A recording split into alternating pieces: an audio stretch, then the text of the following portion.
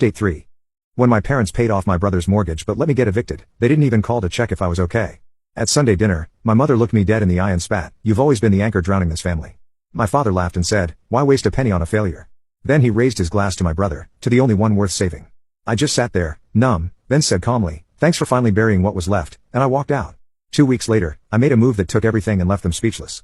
A few weeks later, they begged me to forgive them. I get out, and my brother's already on the porch, arms folded, trying to look tough. He doesn't even say anything at first, just stares. I walk up, hand him the cease and desist, lawyer's advice, since he's not on the deed and keeps threatening to handle things his way. He rips it up and tosses it at my feet, says I'm a joke, says I'm just trying to ruin the family because I never fit in.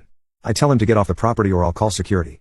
He tries to get in my face, but I don't flinch, and my dad steps between us, yelling about how I'm not man enough to do this. My mom is behind the screen door, crying loud enough for the neighbors to hear. She keeps saying I'm punishing her for loving my brother, that I'm throwing away family over a little mistake. My aunt is telling her to calm down, but she's not helping, just fanning the drama. I hear my dad slam the door hard enough it rattles. Then he comes out, shirt half tucked, face red, and says if I don't get off his lawn, he'll drag me out. I just show him the title again, hold it up right in his face, and say, "It's not your lawn, not anymore." The moving truck pulls up a minute later, and the looks on their faces are wild. My brother actually shoves the driver, tries to block the way, but the guy just shrugs and waits for me to give the go-ahead. My dad tries to slam the front door again, but I'm already at the lock with a new key. I open it, step inside, and tell everyone they have until the end of the day to get their stuff out. My mom starts going through the kitchen drawers, grabbing random things, crying about how I'm breaking her heart, but I just keep repeating, 72 hours. I gave you the same time you gave me.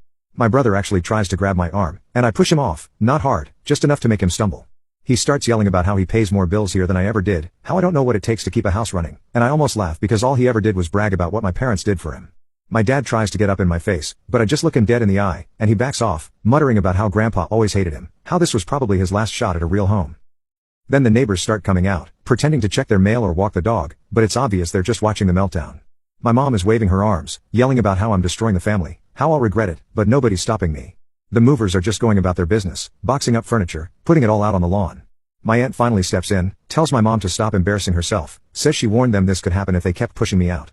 It gets ugly for a minute. My dad throws his coffee mug at the wall, shouts that I'll never be welcome in this family again, which is honestly hilarious at this point. My brother tries to start a fight, shoves me into the door frame, but I don't swing back. I just tell him if he lays another finger on me, I'll press charges. He stops, breathes heavy, then storms outside, kicking the porch railing so hard it cracks. The whole time, I'm just walking from room to room, making sure nothing gets left behind. My mom keeps following me, sobbing, asking if I remember when she used to tuck me in, if I remember birthdays, holidays. I tell her I remember everything, that's why I'm doing this. She slaps my shoulder, not even hard, just a desperate move like she's hoping I'll snap out of it. I just keep moving. By the time the truck is loaded, the front lawn is a mess, furniture, boxes, my brother's old gaming chair, half their kitchen in random bags. The neighbors are all still watching, pretending to water their grass or walk the dog again, but nobody says a word. My dad is pacing in the yard, yelling into his phone, probably calling people to beg for a place to stay. My mom is sitting on the steps, head in her hands, crying so hard she's shaking. I hand my brother the last box of his stuff, tell him, "You're trespassing if you come back after today." He just looks at me, jaw clenched, like he wants to say something but he doesn't. My dad starts yelling again, says, "This isn't over. You'll pay for what you did." I just tell him, "You made your choices. I'm just finally making mine."